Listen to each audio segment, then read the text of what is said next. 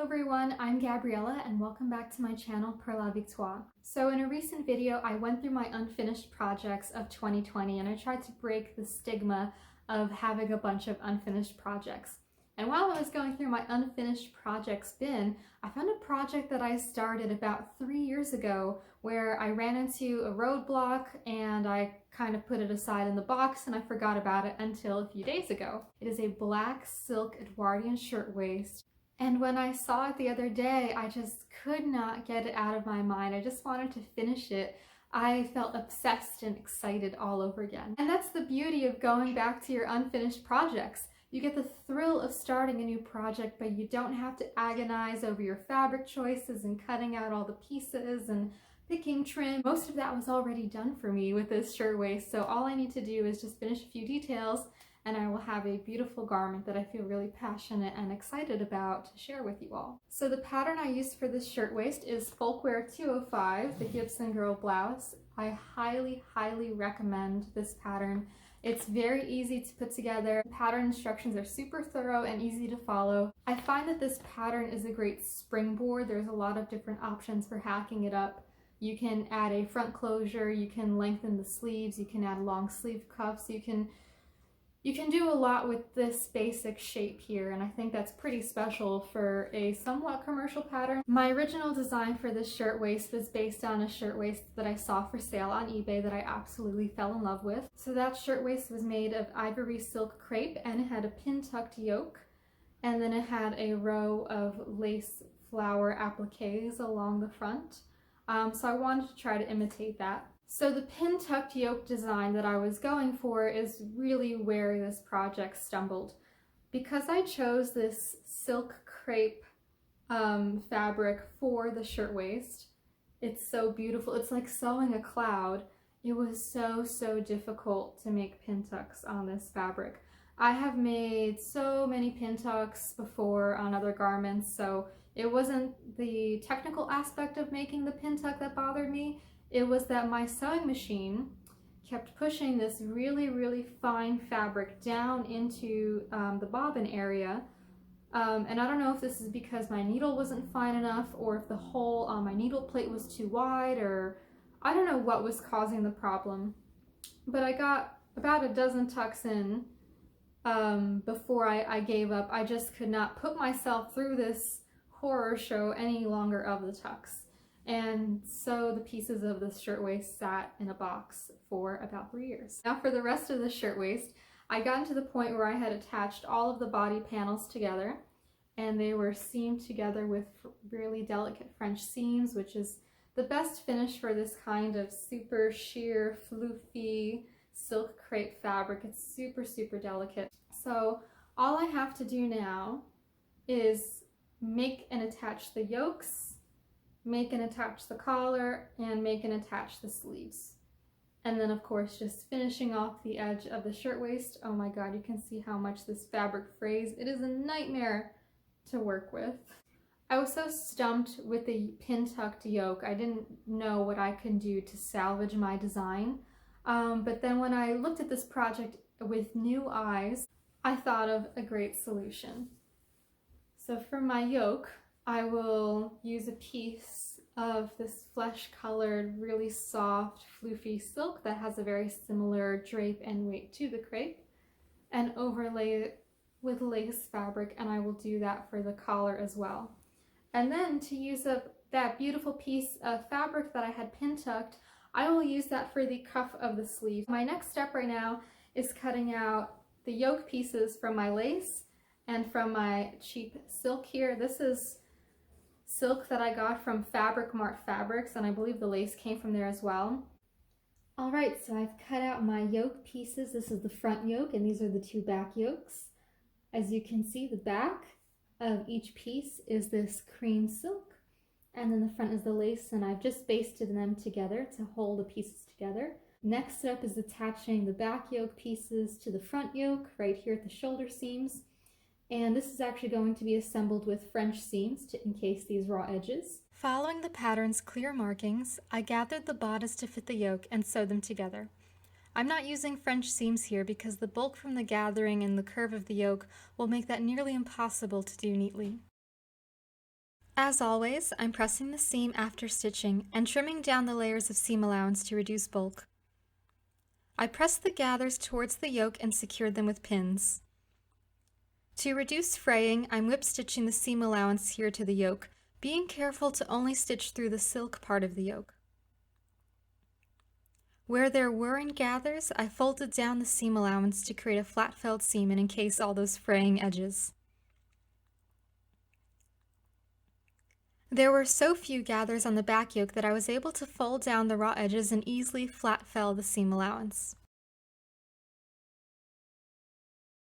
I was so pleased with how the stitching and top stitching on my back plackets turned out, especially considering how slippery this fabric is. As the pattern instructed, I created a 1/2 inch wide hem on the shirtwaist. I stitched this on the sewing machine because many existing shirtwaists have a machine stitched hem, and some even have raw edges or pinked edges. This shirtwaist, like many originals, has a bit of gathering at the back. The gathers will be covered with a ribbon that will tie around the waist. There is a lot of historical evidence for this technique. From the American System of Dressmaking, published in 1907, gather the fullness of the waistline in the back, 2 rows being sufficient. Some shirtwaists are not gathered at the waistline in the fronts at all, but allowed to fall free from the neck and shoulders. The tape is stitched on the outside at the back, over the gathers, and tied in front each time the waist is worn, and the fullness adjusted to suit the wearer. I sewed my sleeves with French seams and followed the pattern's markings to fit the sleeve into the armhole. These sleeves were easy to make, which is a good thing because I had to make them twice after discovering I had cut the first pair on the wrong grain of the fabric. I always baste my sleeves after pinning. That extra step of basting really saves a lot of effort when having to redo wonky sleeve seams later. One customization I made to the pattern was to heighten the collar by about 3/4 of an inch. Here you can see the pattern's collar piece versus my collar. Like the yoke, the collar is made of silk and lace basted together. I matched up the center front of the collar with the center front of the yoke, then continued to ease and pin the collar to the yoke. I basted this area to make it easier to sew on the machine. After stitching, I pressed the seam, clipped notches to help the collar curve around my throat, and trimmed the seam allowances. The collar has a beige silk facing, which is stitched to the right side of the collar and then flipped to the inside. The seam allowances are clipped and trimmed, and all the raw edges are turned to the inside and carefully whip stitched to the inside of the yoke. I love this kind of repetitive hand stitching.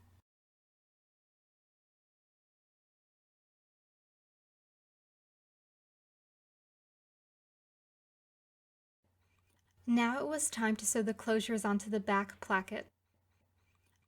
On the lacy areas of the yoke and collar, I sewed on snaps. I was worried that hooks here could tear on the lace. I didn't find many extant examples with snaps on the back placket closure, but I did find many with torn up lace collars where the hooks had repeatedly snagged on the lace. When drafting the cuffs, I knew that I could only make them as long as my pintucked panel of fabric, so I started with that length measurement. Then I measured the circumference around just below my elbow and my wrist, drawing them onto paper to make a pattern for my cuffs. I added 1/2 inch of seam allowance all around my pattern.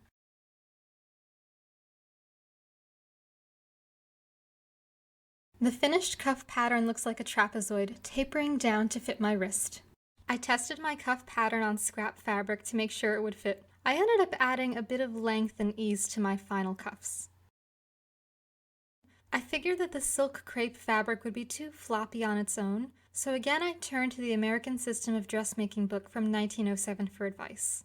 It said, the cuff is usually made with an interlining of white linen or muslin and sewed to the sleeve after it has been gathered. I used unbleached cotton muslin, basting it to the pin-tucked cuff. Then the cuff was stitched into a cylinder, leaving 2 inches open at the end of the seam. I finished off the ends of the cuffs with a scrap of silk twill piping left over from my 1840s ball gown. Because the wrist area was so small, and I have really tiny wrists, I just sewed on the piping by hand with a back stitch. I'm not being super careful about my stitches here because they're all going to be covered up later.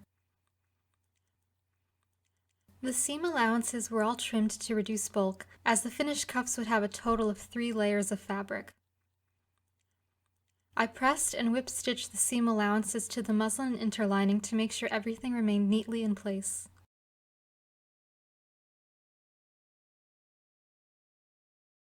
The bottom edge of the sleeve that was stitched to the cuff was gathered, so I carefully pressed and trimmed the gathered seam allowance and whip stitched it to the muslin interlining, similar to my technique on the yoke of the shirtwaist. Even though there was a lot of hand sewing involved with these cuffs, they came together so quickly.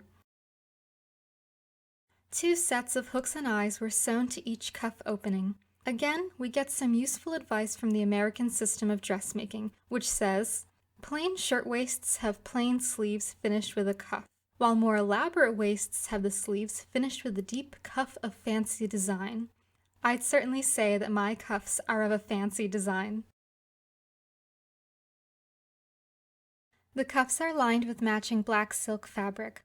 After stitching the lining together, I press the seam allowances down. I recommend clipping the corners and the seam allowances of your linings and facings to help them lay smoothly. The lining was tucked into the cuff, matching up the folded edges.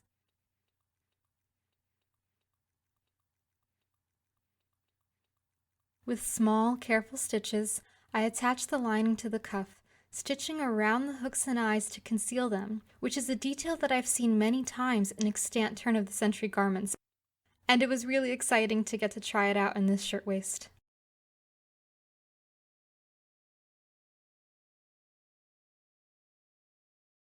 Covering the hooks and eyes with the cuff facing does a great job of hiding some of my sloppy sewing. I also felt like the facing made the hooks and eyes a little bit more secure, maybe because there was extra fabric holding the hooks and eyes closer to the cuff opening. Let me know if you've ever seen a finish like this or used a finish like this in the comments down below. I also whip stitched the cuff facing over the gathered bottom edge of the sleeve. This fabric frays very easily, so I'm keen to cover up as many raw edges as possible. I absolutely adore how the cuffs turned out. Even though the pin tucks don't match up, that's okay. Original garments don't have perfect pin tucks either. This project was not without its challenges, including the sewing machine sucking up the fabric falling apart, sewing on the sleeves only to realize I had cut them out on the wrong grain line. But projects like this are a great reminder of why, even when the going gets tough, you should keep going, even if it means putting your project in timeout for a few years. I'm amazed that with a few tweaks, I could get such a unique look from a mass-produced sewing pattern. Feel free to deviate from the pattern illustrations and instructions if that's what it takes to bring your vision to life. Oh my gosh, I am so pleased with how this shirtwaist turned out. It might be my favorite thing that I've made in a really long time. I feel like it represents the height of my skills as a designer, as a historical sewist. I was so scared that my idea for the cuffs wouldn't work. I was unsure if the pin-tucked silk crepe was sturdy enough to form a sturdy cuff. I was worried that I wouldn't get it to fit around my wrist just right. I was worried that the muslin flat lining wouldn't work. And everything just came together in such a wonderful way. The cuff is not too tight on my arm. It's just firm enough and just tight enough that it sits exactly where it needs to on my wrist to keep the little bit of elbow puffing. The sentimental value of having the leftover piping from my first and only Victorian ball gown, the fabrics that I love, the pattern that I love. I am just absolutely stunned with how this turned out. I can see myself getting a lot of use out of this blouse in both a historical and a modern context. I'm really pleased that I went and finished this blouse after it sat forgotten for a really long time. I feel like my design and construction skills matured in the past few years, and that made it possible for me to make a garment like this that really represents all of the amazing details that I love about the Edwardian period. If it weren't for me working with such a difficult textile and doing all the detail work, I probably could have finished this in a few days. But if you know me, you know that I always like to make things more complicated and time-consuming than they deserve to be. Let me know in the comments down below if you are interested in Edwardian clothing, if you've made any Edwardian clothing pieces. I'd really love to hear from you.